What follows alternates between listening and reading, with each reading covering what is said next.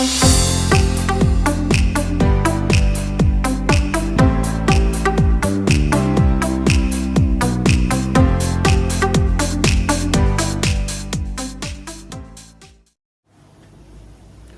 campers, I ain't said that one for a while, have I? Monday evening, about 5 o'clock. I'm going to put this out tonight.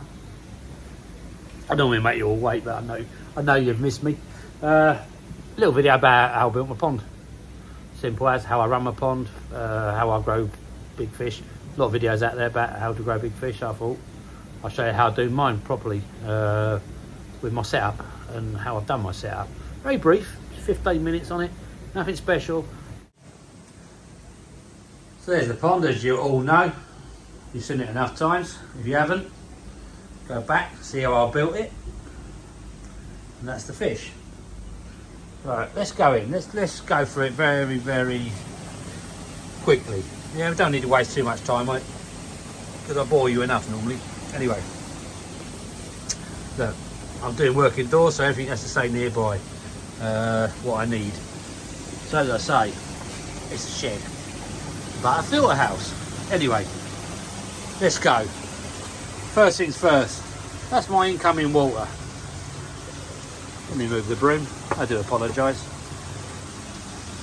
Triggers, say no more. Bits and pieces. Always bits and pieces hanging about. I've got so much stuff. Right, and forget about the Vaseline before you say anything, people, alright? But you need some petroleum jelly, yeah? Standing by. Right, let's go back to it. Incoming water. Through, paper cartridge. Through. A massive, and I mean a massive 48 inch, yeah? Big blue. The biggest thing I got, 48 inches, alright? No tic-tacs going on there, people. Out of that, yeah? Via a bit of hose pipe. This is only because this isn't a finished product, shall we say, but it's doing the job. I haven't had to roll this one around. I didn't want to go through all that, but yeah, a lot of people had problems with blues, having to roll them around the garden, so on and so forth, all that nonsense, reverse the flow. I've not had a problem with mine. Touch wood, not had a problem.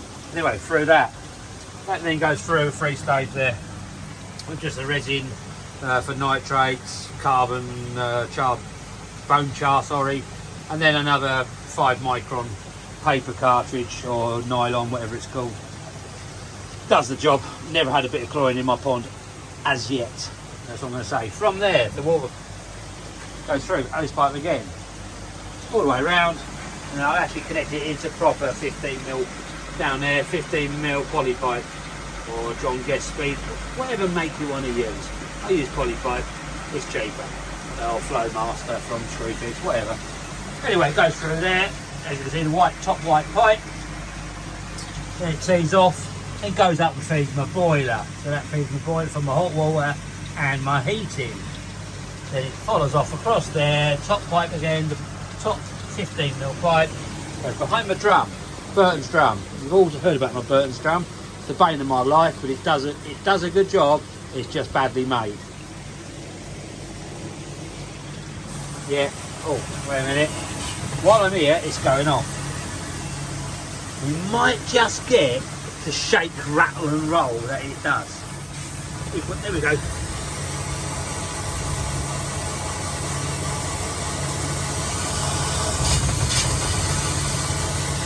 Shake, rattle and roll. That's what it does. Anyway, back across, where was I? From that water, that's my input. So that's my top up for my drum.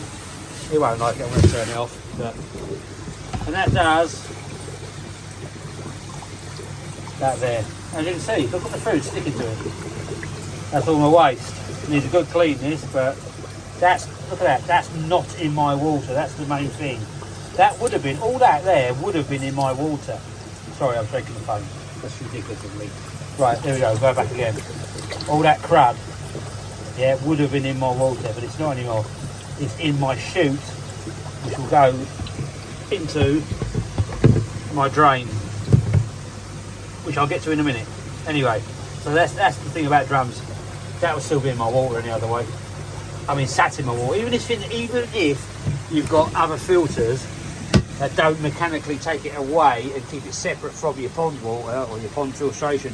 It's still sat in your water. With a drum, it is the greatest benefit. It's not sat in your water. Yeah, it might look shit in that chute, but it's not in my pond water, is it? So they are. That's yeah. You can't beat that, can you? You just can't beat it. Anyway, so that's that. So that's that pipe there. Then I'm lucky. So that does to there. Okay. Right. From there, let's go back again. Right. I have 3 pumps. 2 10s and a 30. Alright. The 30 down there does. I have got a T on it to do other things, but I'm not using that at the moment. So let's forget about that. That solely does my shower. It runs up there, across there, through these 3 boxes. They're Nissan boxes, as you can see. Yeah, but they are full of Burton's ceramic media. I mean, full of it. And they're big boxes. They're huge. As you can see, there's my flow hammering through. It's taking about 15,000 litres plus through that, no doubt. And then it goes out of there, out of it, through that pipe, and one returns into my bio-moving bed, which I've done a video in the past. So go back, look at my videos, how I built this. Treatment shit, it's cost me 100 quid to make. It's a bin, all right, yeah, it's a bin. But inside of that, it's got 125 litres of K1. That is fed also through a 4-inch pipe from the drum, straight in, and then back out to the 10,000 vary pump, which there feeds. Sorry about the mess. That's me. Bags for fish, I just throw everything down. That's me where I roll.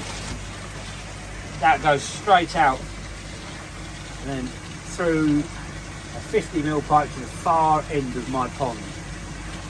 So that's buried. That's actually buried in the bank around the pond, keeping a nice bit of heat in. So that's that. Let me move that bag out of the way. I do apologise. So where was I? Yeah. So that naturally just pulls 4-inch through my bio bin, as the extra stuff coming from the shower into it, and then it's pumped back out at 67% on my vary pump for 10,000.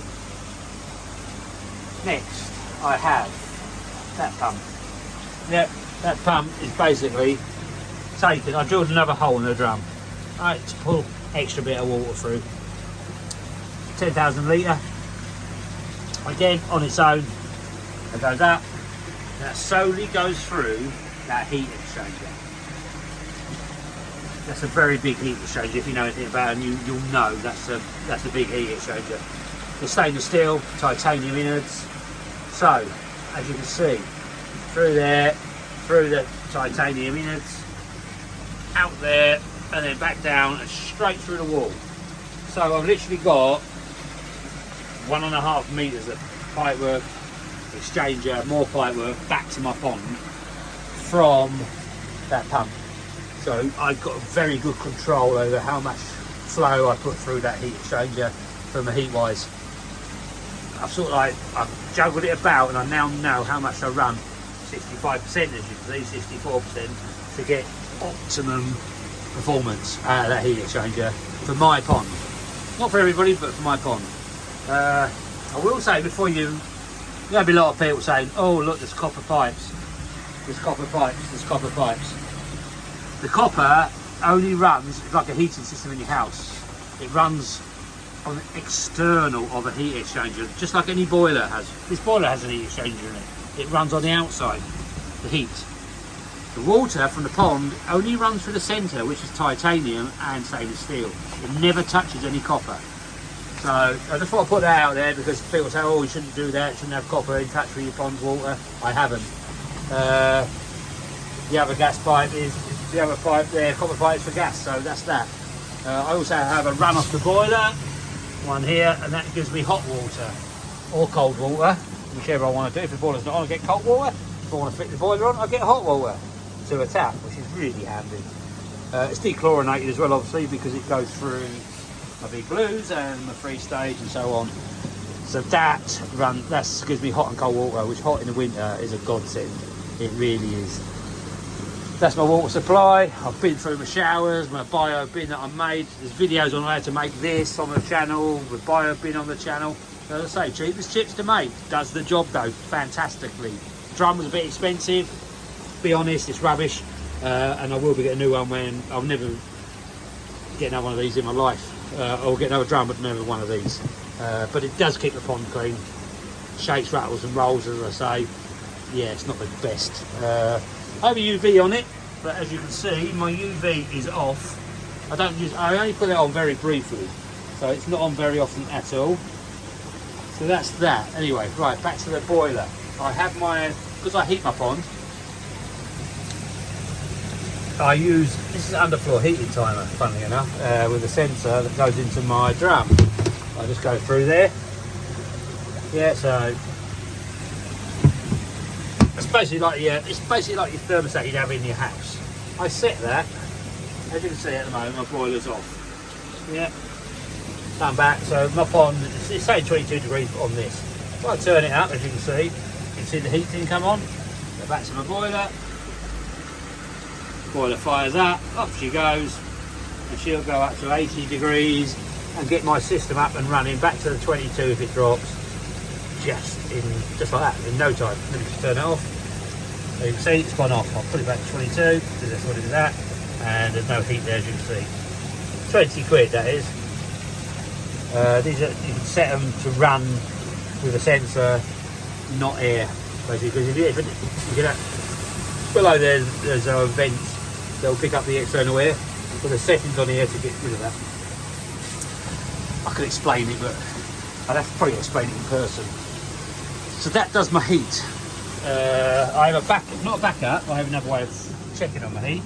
And that's the Milwaukee that I had on my last video or two ago, which does my pH, my TDS, that's EC on here. I've explained that in a video how that works. I'll do another video on how this whole system works properly in the future. But that's 82, so I'm about, say, 350 TDS. And there's my actual heat, 21.3. So there is 21.3. Go back over here. That's saying I'm at 22. So this 0.7. Yeah, we're not going to worry about that in life and fish. They're sensitive, but they're not that sensitive. So that's the difference I have on that. As I get back down here, there's my bottom drain from the pond. I also have another overflow here, so this is like an overflow from my moving bed in case it gets a little bit of water builds up, and that just overflows into the top of my bottom drain and then goes back through the drum, which is great. In here I've got another one valve at the back, and that's straight to my skimmer line. So that goes straight for the drum as well. All pulls brilliantly, no problems at all. There's my 40 watt amalgam UV, which is not on, don't use it very often. And that's my overflow there, which goes down to a 50mm pipe, and that runs all the way around the back, the right way around there. Different colour pipe there again, and that goes into under here. Yeah, there's a drum buried here, and that's got a sump pump in it, and that just pumps it away, feeds the garden because we've got pipe with holes in, feeds all that tropical garden out here, hence it's so tropical. It's getting fed very well. Yeah, so that's that. Where am I? Air pump wise, I run the bio bin, 70 watt Evolution Aqua pump, full whack. Runs the air in that. As I say, there's a video on that. Watch how I made it. Nice and cheap and cheap, 100 quid. Can't go wrong for that. Then I have on my setup, because I auto feed, as you'll see on previous videos, 6-7 times a day, 8 times a day, whatever I'm feeding, depending on time of year and food. I have this pump here that basically that's a little 20 watt V20. Yeah, eBay, cheap. Quiet, so you can't even hear it, as you can look. Can't hear it. That basically just runs that airline. And that comes on when feed time, every feed time, stops any food going down my skimmer. That does that. As you can see, that's my bottom air. On the bottom drain, bottom air, yeah? I've got a minimal, just enough to turn it over to stop any crap on the bottom of my pond. Yeah? I don't get a lot on the bottom of my pond. People have been around here, they'll know, they'll vouch for that. Very little, because I've got such a good flow, which helps as well. Obviously, you see my return there, and the other flow turn is down there, and I get a vortex situation. I believe in that. Everyone's got other views. We've all got our own views on things, and there's no right or wrong, I don't believe. My fish don't swim one way because I've got a vortex. They swim different ways. They're swimming that way, they're swimming that way. They're just sitting there because they think they're getting fed. Yeah, makes no difference to me. I don't notice any difference at all. All I see is sometimes a couple of them sit over there because that's where the warm air comes in, the warm water, sorry.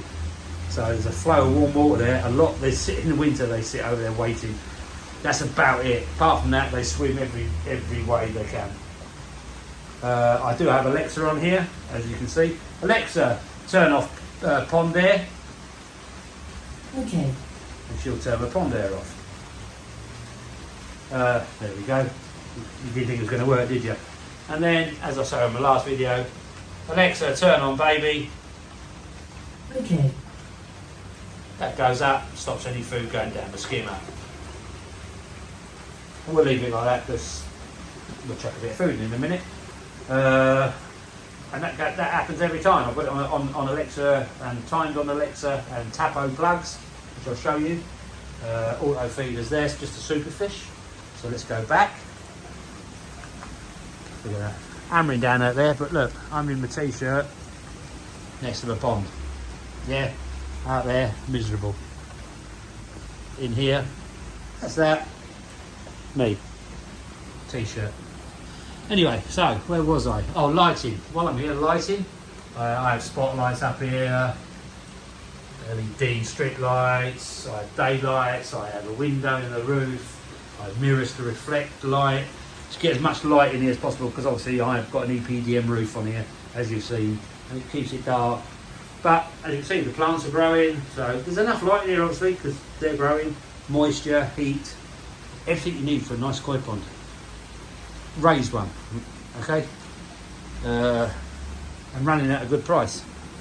So back into here, where was I? So yeah, that's the, so I'll go back to the super fish. So I run the super fish, cheap as chips, does the job brilliantly, and I'm on the tapo plugs. So I've got the tapo system. I've also got an external Wi-Fi in here, TP link. So I run that as well. That's the TP link. Yeah, so that I get my Wi-Fi out here. And then I've got all the plants as well. So that's my basic setup. It's going to get a little bit more in depth because I'm putting an RO system over on this wall this winter. So look out, because I'm going to be making a video on RO. Several videos of how to install RO and how to make a system up if you're interested. So please join in and take notes and comment below on my system, and any questions you want to ask me. Thank you very much. Well, there you go, that was my setup. So hope you enjoyed that. I'll get another video out later in the week on another subject, and then don't forget Saturday night it's Koi Zone Live again. It's happening Koi Zone Live. Be there, can't be there, be square. If I don't see you soon, see you all through the window. That's the end of my one-liners. Like, subscribe, all that nonsense. See you very soon.